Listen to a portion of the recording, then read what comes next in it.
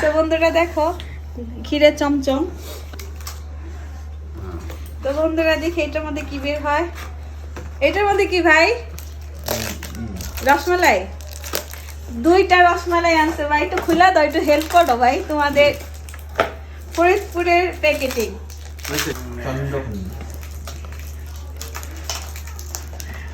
Wow, এইটা হইলো চন্দ্রখণ্ড পিঠা বলে।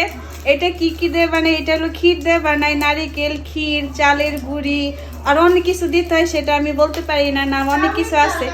ও কাউনের চাল। আর কি কি দিতে হয়? খাইতে দাও। দেখো বন্ধুরা, এটা আমি এই পিঠাটা আমি খুবই পছন্দ করি।